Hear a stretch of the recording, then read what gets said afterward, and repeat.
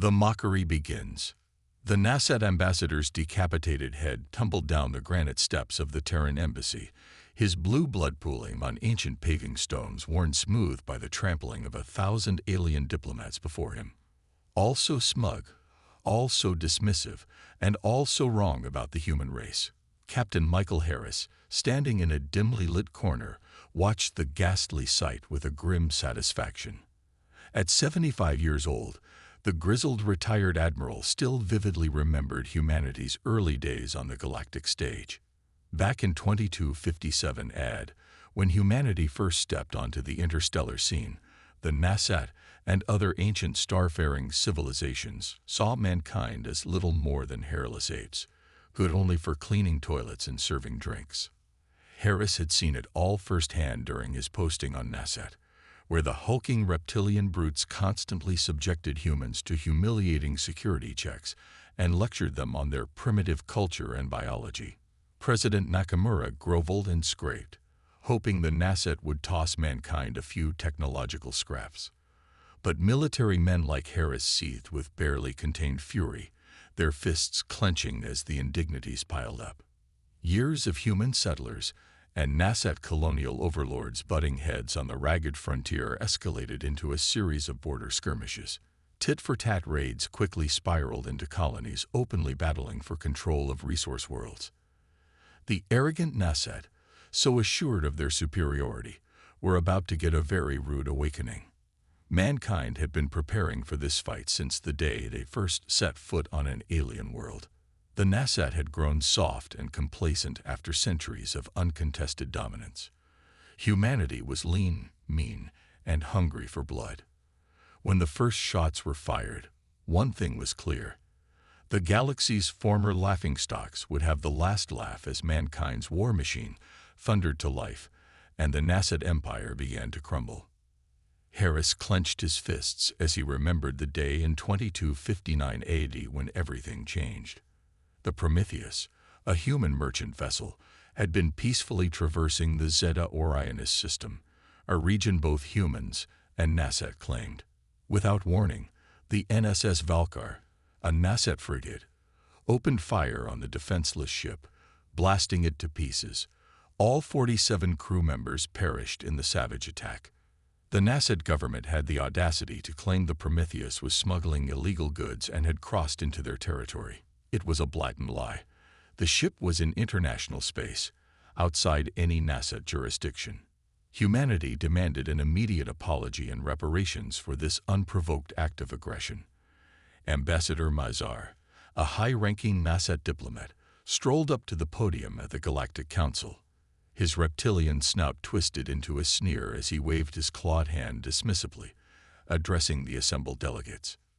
"These human accusations are utterly baseless," Mizar hissed. "The Prometheus was caught red-handed violating Nasset's sovereignty. The humans are attempting to provoke a confrontation to further their expansionist agenda. We will not be intimidated by their false outrage." Harris trembled with barely contained rage as he listened to Mizar's speech. The other council members shifted uncomfortably in their seats but said nothing.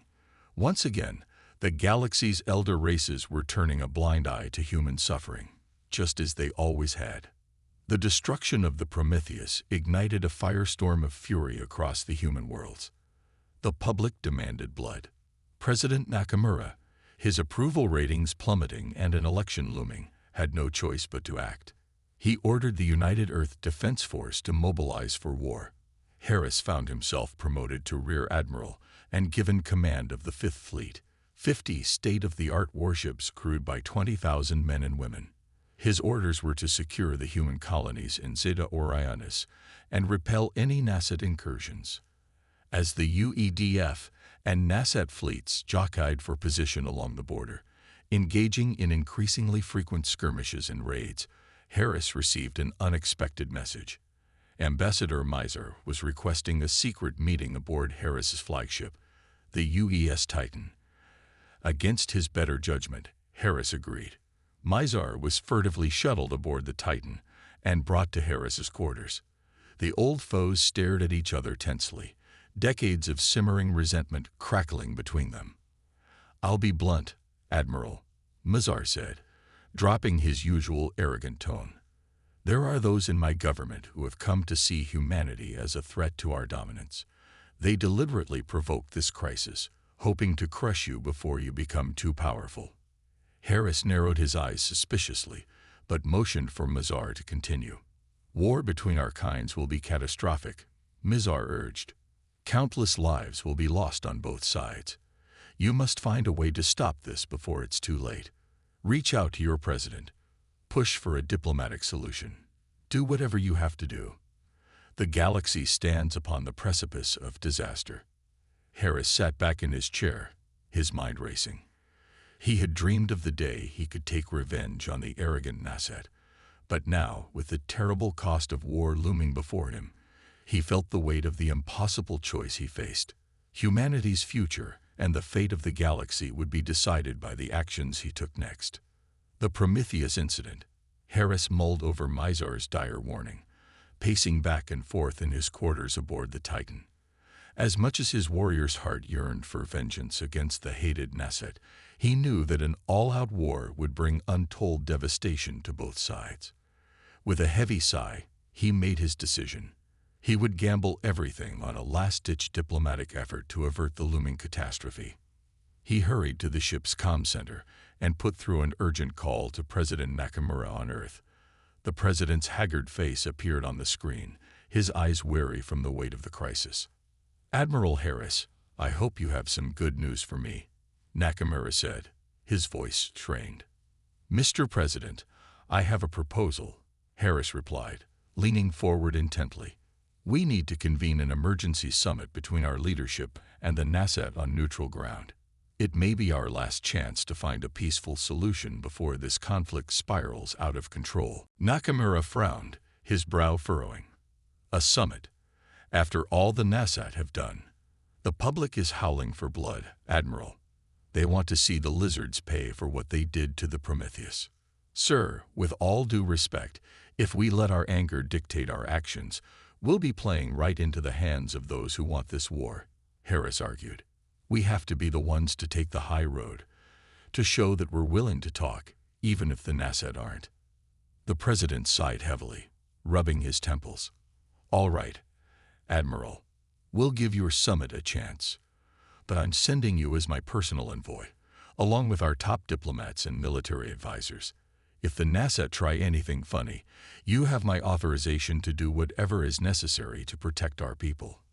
Understood, Mr. President, Harris said, saluting smartly. I won't let you down. The summit was hastily arranged on Tylos, a small independent planet known for its strict neutrality.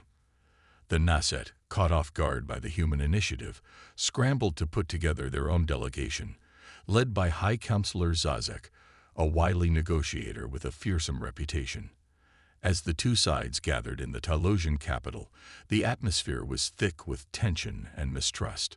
The opening session quickly devolved into a bitter exchange of accusations and recriminations, with each side blaming the other for the escalating crisis. The unprovoked attack on the Prometheus was an act of war. The human ambassador shouted, slamming his fist on the table. The Nasset must answer for their crimes. The Prometheus was violating our sovereign territory and engaging in illegal activities. Zazek shot back, his reptilian eyes narrowing. The humans have only themselves to blame for this tragic incident. Harris, drawing on his decades of experience dealing with the Nasset, knew he had to act quickly to prevent the talks from collapsing. He stood up, his voice cutting through the din of angry voices. Gentlemen, please, he said, holding up his hands. We're not here to rehash old grievances. We're here to find a way forward, to ensure that our peoples can coexist peacefully and prosperously. He turned to Zazek, his eyes locking with the Nasset diplomats. Counselor, I know that your people have legitimate concerns about human expansion in the Zeta Orionis sector. And I know that our side has its own fears about Nasset military activities along the border. Zazek nodded slowly, his posture relaxing slightly. Go on, Admiral. What if we could find a way to address both sides' concerns? Harris continued. A demilitarized buffer zone along the disputed frontier, jointly patrolled by human and Nasset forces to prevent smuggling and piracy, a bilateral trade agreement to promote economic cooperation and interdependence, a set of confidence-building measures to reduce the risk of accidental conflict. The Nasset delegation murmured among themselves, considering Harris's words. Zazek leaned forward, his eyes glinting with interest. An intriguing proposal. Admiral, he said, I will need to consult with my government, but I believe you may be on to something. As the summit adjourned for the day, Harris felt a small flicker of hope. Perhaps against all odds, he had managed to steer the two sides back from the brink of war.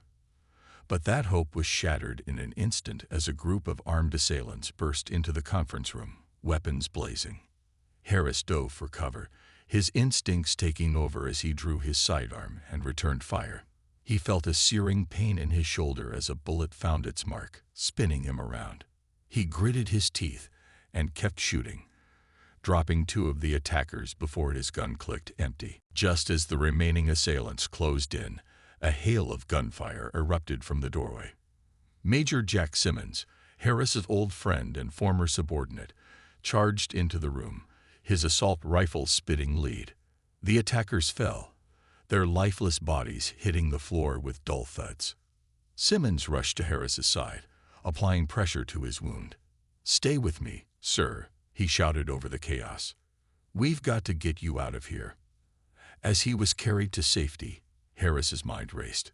Who was behind this attack, and what did it mean for the fragile peace he had worked so hard to build? It didn't take long for the truth to come out. The assailants were identified as members of a radical Nasset faction, hardliners opposed to any compromise with the humans. The incident left a dozen diplomats dead and scores more wounded and threatened to plunge the galaxy back into war. But even as he recovered from his injuries, Harris refused to give up. President Nakamura tasked him with a dual mission: to investigate the attack and bring the perpetrators to justice, and to salvage what he could of the peace process. As he dug deeper into the conspiracy, Harris began to uncover a web of deceit and betrayal that reached into the highest echelons of both governments. The more he learned, the more he realized that the fate of billions hung in the balance. He knew that his next move could be the most important of his life. The future of the galaxy, the lives of countless humans, and Nasset, all rested on his shoulders, and he would not, could not, fail. A desperate gambit. Harris and Simmons slipped through the bustling spaceport on Zorgan, their disguises blending seamlessly with the motley crowd of smugglers, mercenaries, and other galactic riffraff. Ambassador Miser's intel had led them to this seedy outer rim world, where the radical Nasset faction behind the summit attack was rumored to operate. Posing as black market arms dealers, they made their way to a dingy cantina in the spaceport's Shadowport district. The air inside was thick with the acrid smoke of exotic narcotics and the sweat of a dozen alien species. They sidled up to the bar, where a grizzled Nasset with a missing eye was nursing a glowing blue liquor. "You Wrexham," Harris growled, slipping a credit chip onto the bar. The Nasset eyed the chip greedily, then nodded. "You got the goods. Top-of-the-line human weaponry," Simmons confirmed. "Enough to give your boys a real edge, but we deal with the top dog directly."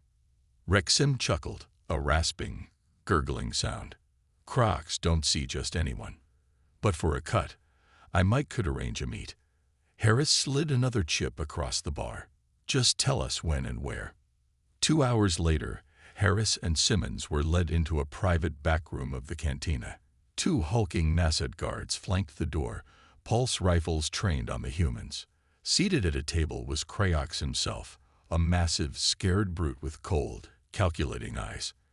"I am told you have something of value to offer me," Kraox rumbled, his voice like the grinding of gears.